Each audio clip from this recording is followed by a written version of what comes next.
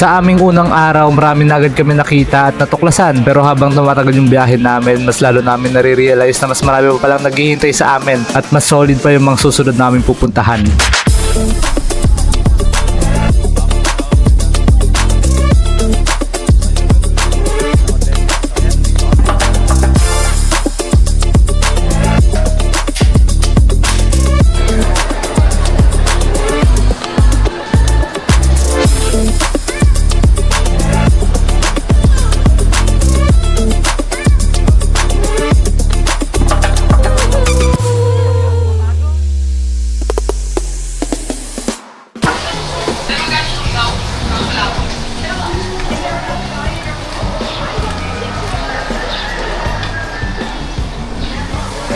Day 2, let's go.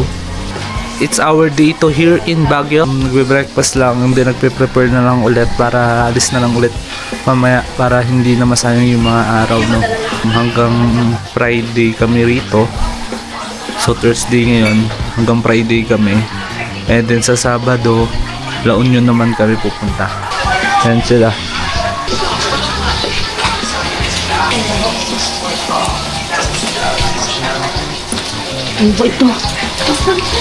Bukod sa ganda ng lugar dito sa Baguio, hindi mo makakalimutan yung lamig ng tubig dito. As in, sobrang lamig ng tubig. Siyempre, Baguio ito. Maraming talaga mga tubig dito.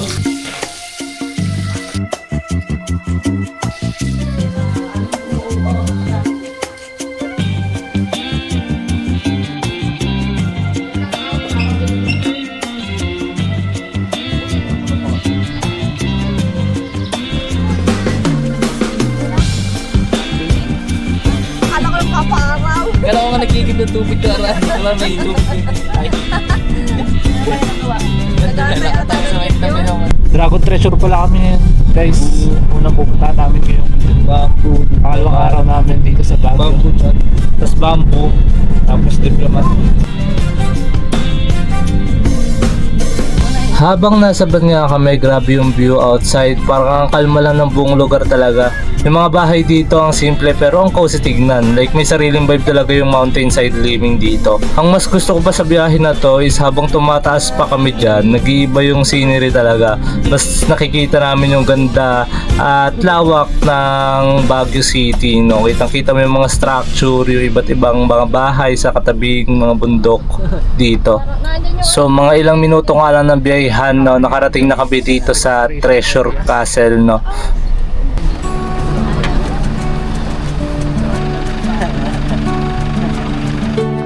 So nandito na kami ngayon sa registration area para magbayad ng entrance fee, no?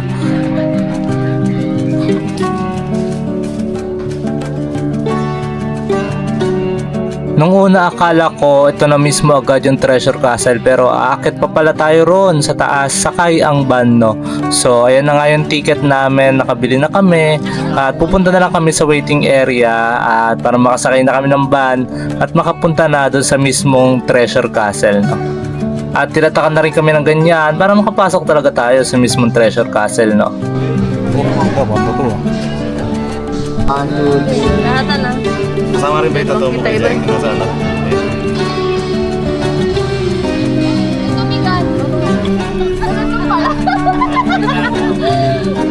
Pina-excite. Ano kami guys? Nabuhay yung dugo ko dun. Sayang, hindi ko na videohan eh. Nabuhay yung dugo ko dun eh. So nandito na kami at papunta na kami at papasok na kami sa loob ng Treasure Castle, no?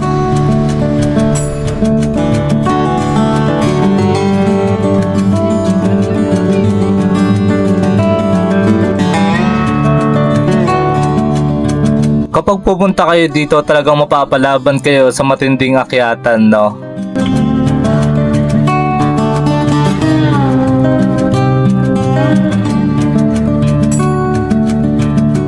So ayan nga, nakapasok na kami ngayon dito sa may Treasure Castle, no? So basically isa talaga to sa mga tourist spot dito sa Baguio na madalas puntahan kasi yung buong place parang mini castle setup na pang photoshoot talaga.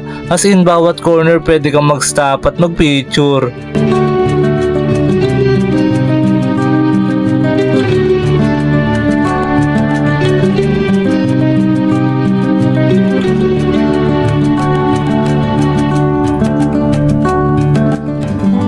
place na to, part siya ng mga newer attraction dito sa Baguio na sumikat through social media.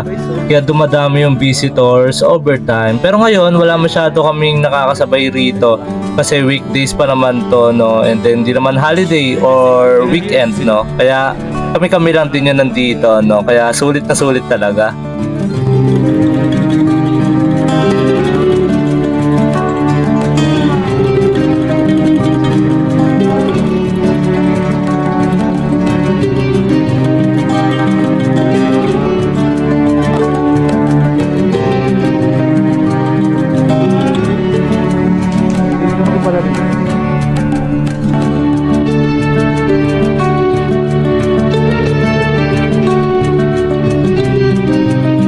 Kaya siya dinadayo ng mga tao kasi hindi lang siya basta view spot.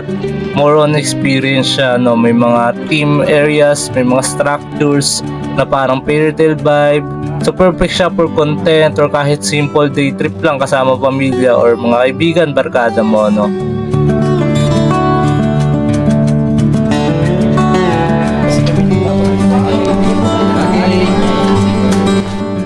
At may naabutan pa nga kami dito nagko-cosplay ng Spartan, no? Kuya, Spartan. Di ko alam kung Spartan ba tawag doon, pero tingin ko ayun yun, no? So umakit na rin kami dyan paagad, pataas, no? Para hindi na kami tumagal kasi medyo mainit na rin yan ng mga time na yan.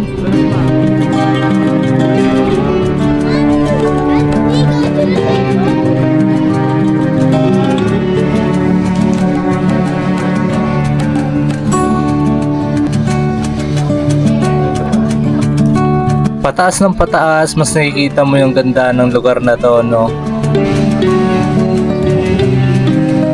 Yung pakiramdam talaga dito, para ka sa ibang bansa, no? Na pumasyal galing sa Pilipinas. Pero sa Baguio mo lang dun pala makikita yung mga ganitong bagay at lugar, no? Grabe, sobrang ganda at sobrang worth it.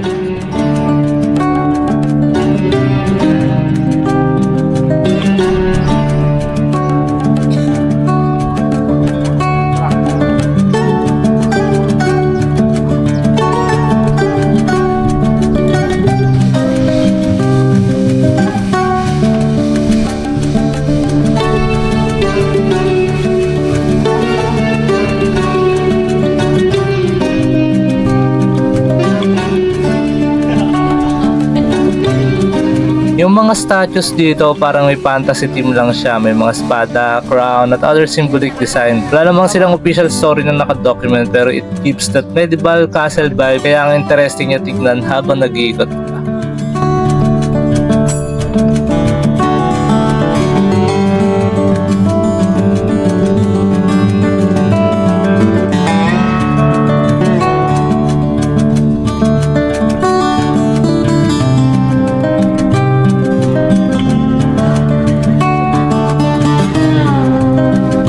Pataas ng pataas, mas lalong gumaganda yung view, lalo na sa labas, no? Kita-kita mo na yung mga bahay na nasa tabing bundok, no? Talagang mapapamangha ka kung paano nabuo, paano nangyari at paano nagawa tong mga ganitong bagay.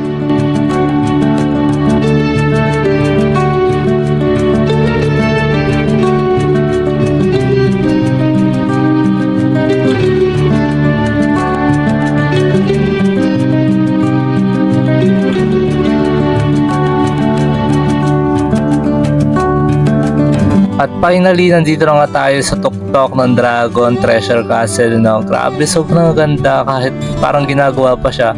Pero grabe, ang ganda na pagmasdan dito sa taas, no? Kung tatanungin niyo yung mga kasama ko, no, nandun pa sila sa baba, nagpi-picture. Nauna na talaga ako sa taas, no? Kasi mainit talaga at gusto ko na rin makababa dyan after kumakakit sa taas, no? Pero grabe, sobrang solid, sobrang worth it yung lugar talaga rito.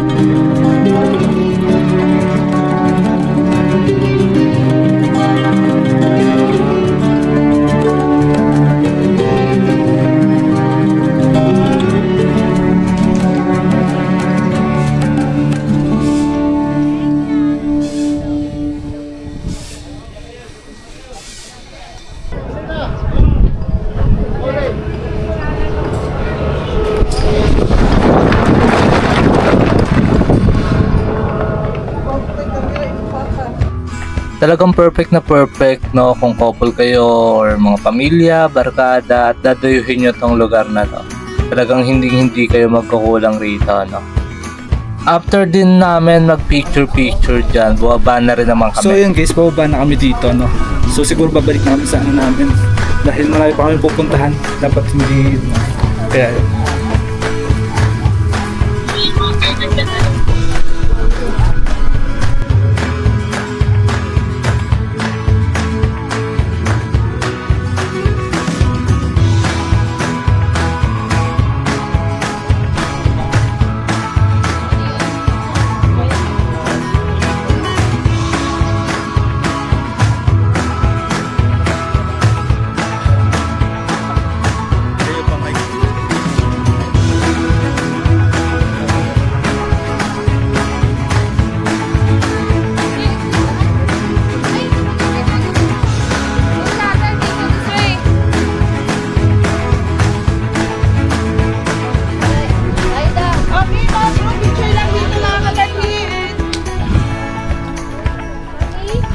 no, talagang meron pa kami nadaanan dito na pwede ka pa rin mag-picture, no, kahit nasa exit ka na, meron ka pa rin madadaan ng ganito, no. Sobrang solid. ako nga, picturean nyo. Donation daw.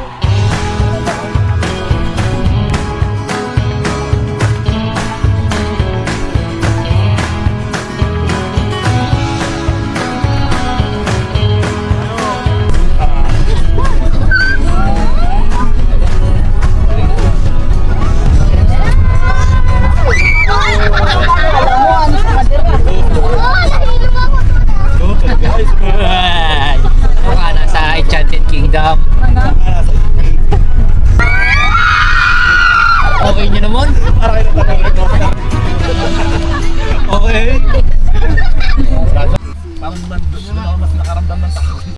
Umalis na agad kami para sa aming susunod naming pupuntahan. Diplomat Hotel! Ano to na ano? Mukha, facial reaction. May nagda-dance doon eh, tapos may nakakita daw sila. Oo. Sa Jessica Soho. Nag-tiktok ka doon na, mag-tiktok ka. Yung tatlong babae, nag-tiktok, tapos may Mag-tiktok ka para may si mama. Yung parang sa ano, Oo, pupunta nga kami sa Diplomat Hotel, no. So, tingnan natin kung ano mga may experience natin dito. Kasi dati pinapanood lang natin to, ngayon napupuntahan na natin. Record. Okay kayo, kawai. Maga pa naman, wala naman yan. So, mga ilang minuto nga lang, no, nakarating na rin kami agad dito sa Diplomat Hotel. Bakit naman? Kamay. Cedric, iwanan mo na yan. Kasi nakaano ka. Iwanan mo na jacket mo. So, nandito na kami ngayon sa Diplomat Hotel, no. Ito yung kilalang historical site dito sa Baguio, no. Itinayo ito noong early 90s at dumaan sa iba't ibang pagbabago sa paglipas ng panahon. Mula sa pagiging religious retreat hanggang sa naging hotel at ngayon ay isa ng heritage landmark na bukas sa publiko. May kita mo sa structure niya yung luma at preserved na design, kaya kahit ngayon ramdam mo pa rin yung history ng lugar habang naglalakad ka sa paligid. Kaya madalas itong isama sa Baguio Tours hindi lang dahil sa view, kundi dahil sa historical significance na dito sa lungsod. Kaya naging sikat din talaga tong hotel na to, no, itong Diplomat Hotel, dahil sa mga vlogger, no, na naglalabasan na para i-document or pakiramdaman kung mayroon ba talaga nagpaparamdam dito, no. So ito yung harap, ito yung likod ng Diplomat Hotel, no. Ito yung pangalawang pinuntahan namin after namin ng day 1, no, syempre. Dito na kami. Ito yung pangalawang pinuntahan namin. Una yung sa day 2, una yung Treasure Castle ata yun, tapos ito naman ngayon yung Diplomat Hotel. So yun yung pangalawang pinuntahan namin. Dito na kami kumain, dito na rin kami namasyal, no. So ayan, after ng kumain, pinasyalan na rin namin tong Diplomat Hotel. Ang ganda. Nakakapanghinayang din kasi ang ganda doon nito noon. And then dahil nga sa pagsakop, ayan, ganyan na yung nangyari. Marami mang haka-haka at misteryong inuugnay dito. Mananatili pa rin pala isipan kung ano nga ba talagang naiwan sa bawat sulok ng lumang gusaling ito. Pero sa kabila ng anumang takot at kadiliman, kitang liwanag at pananampalataya pa rin ng mga ibabaw. Umalis na rin agad kami rito para pumunta sa susunod namin papasyalan. Ibang destination. So dito muna kami sa Mirador Park. Meron pa dyan ah! So ngayon guys, nandito na kami sa Mirador Heritage. Ganda guys. Tingnan nyo naman. Tingnan nyo naman. Taas dito guys. So ito pala yung mga pupuntahan namin. Dito kami sa Mirador, sa grotto daw. Matapos ang mga lugar na puno ng misteryo at kasaysayan, dito naman tayo sa Mirador Heritage Park upang pagmasdan muli yung kagandahan ng mga kabahayan. So talagang pinagsama-sama dito ang nature, culture at peaceful na scenery sa gitna ng kabundukan, no? Habang naglalakad ka dito, parang automatic na bumabagal yung oras, kaya perfect siyang spot para huminga, mag-unwind at enjoy yung mga view.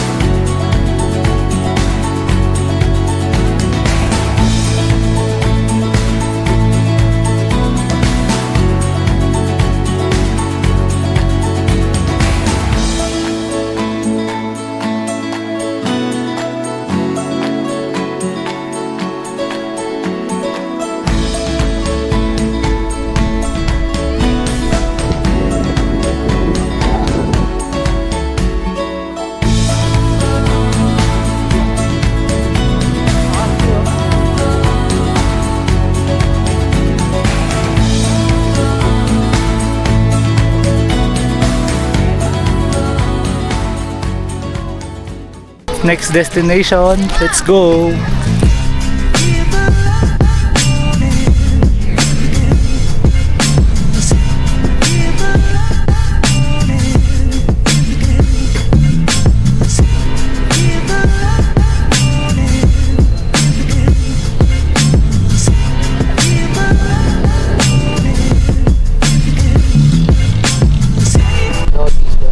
Alright, it's closed today. Closed today. Sarado pala ngayon, guys. So ayan, open lang siya ng Friday, Saturday, Sunday, and holidays. Yan. So ngayon wala, Thursday ngayon, so sarado, hindi kami nakapasok. So next spot na lang muna tayo. So sa ngayon, mag-SM muna kami dahil sarado ang bamboo farm. No, let's go! SM muna tayo.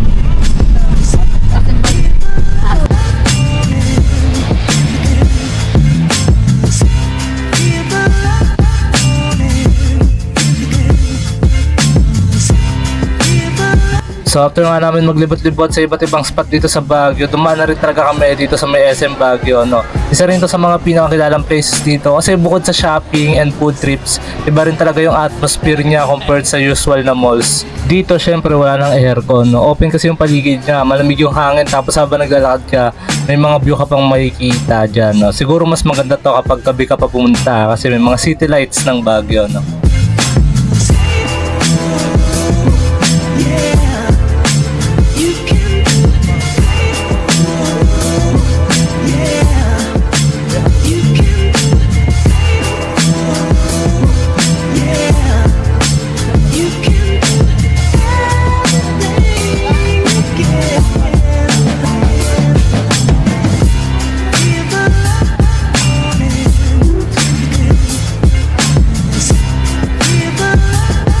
So umakyat na nga kami sa pinakamataas na floor, no, para mas makita talaga natin at maramdaman yung tunay na lamig ng Baguio.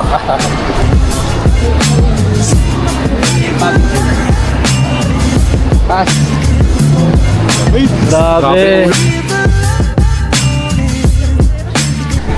tutuklasan nyo guys, tatama sa amin ng ulap. Guys, sobrang lamig dito. Ano ito yung sa ano? Oh my gosh, sobrang lamig. May nagsisigala kaya mausog. Usok na nag-aapoy doon. Ayun na, tumatama na sa amin. Ayun na. Wala ko sa wiso. Sabi niya, sulakan kayo, nanagigit pa. Natalangit na ba? Ito. May sip.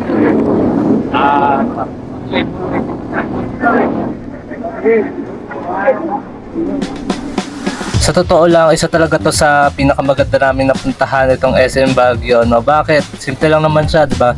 Para sa akin kasi isa to sa mga memorable kasi ramdam mo talaga yung presence ng Baguio, kasi ramdam mo yung lamig, yung pagkaiba ng lugar, no? Lalo na yung SM talagang to, no? Talaga napakaganda. Bumaba na rin agad kami para pumunta sa susunod namin destination. Lalakarin na lang namin, no? So, abangan nyo na lang sa mga susunod kung ano yung pupuntahan namin, no?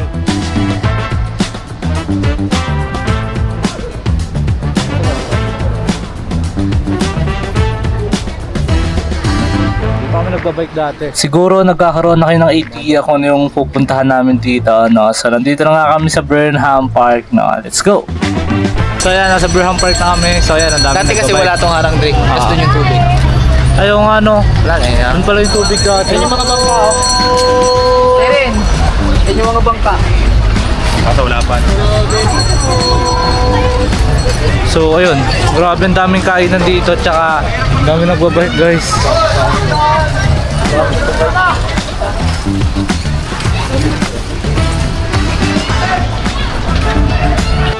Of course, hindi magiging kompleto yung Baguio trip mo kapag hindi mo napuntahan ng Burnham Park. Actually, pangalawang beses ko nang punta rito, no, nung bata pa ako, no. Pero di ko na-enjoy kasi wala pa naman akong mga gamit para i-record yung mga bagay-bagay na nangyayari sa akin, no.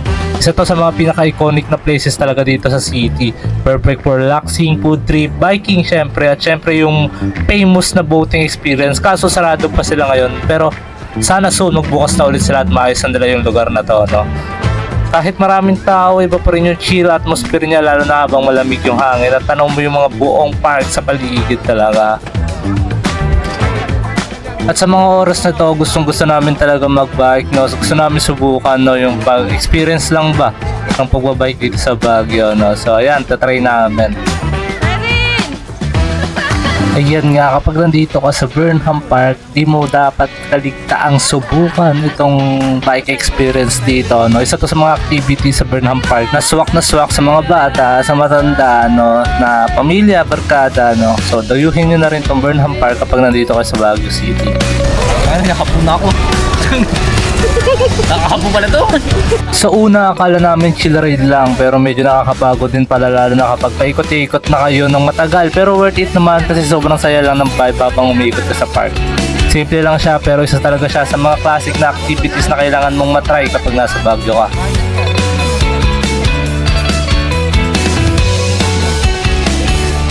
Cedric! Cedric! Oy! Tasa pa! Bilis! Bilis! Beep, beep, beep, beep, beep, beep. Beep, beep daw yun.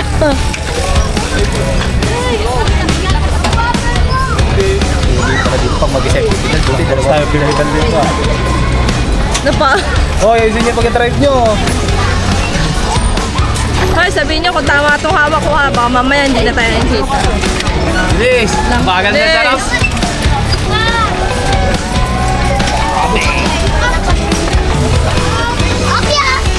Di ko nga alam kung paano pa kami nakapag-bike dyan, no? Dahil sa haba ng mga pinuntahan namin, no, nung day tong to, no? So ito na pala yung last na pinuntahan namin, no? Nakuha pa namin mag-bike talaga. Eh bakit naman hindi, di ba? Kasi minsan lang naman tayo makapunta sa mga ganitong lugar. Bakit hindi na natin subukan, no? Overtake! Ay! Nakapo na ka. Nakatakot ako. Asan yung sabi ni ano? Nakapo na ako. Ay, ito pala na. Naabot pala sila dito. Ay, di lalo na yung dalawang yung hirap Hindi yun. naman ang kapag namin. Ha? Mami, kapag namin. Uy, uy!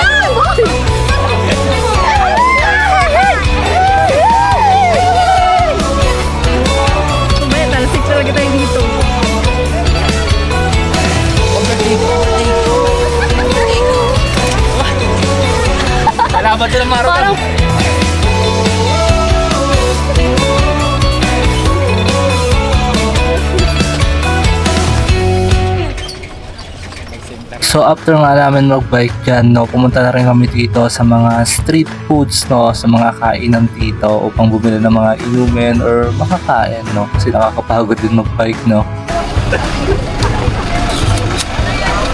So ayan guys, uwi na kami after namin ng mahabang bike, tsaka kumain din kami pagkatapos. So ayan, uwi na kami. Time check, it's already 8:29 ng gabi. So, alis na kami. Let's go!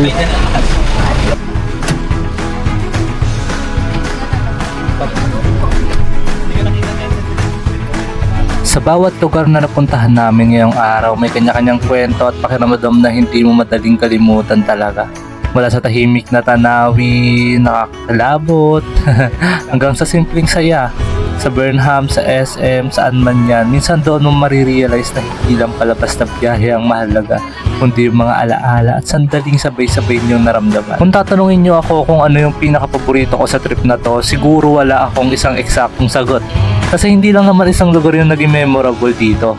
Mula sa mga tanawin, sa katahimikan ng lugar, at sa saya sa simpleng lakad, hanggang sa mga bagay na ngayon ko lang nakita at naranasan. Lahat may sariling pakiramdam na mahirap ipaliwanag. At siguro yun talaga yung naging paborito ko, yung mga sandaling bago sa paningin ko, bago sa pakiramdam ko at tatatak na lang bigla sa alaala ko.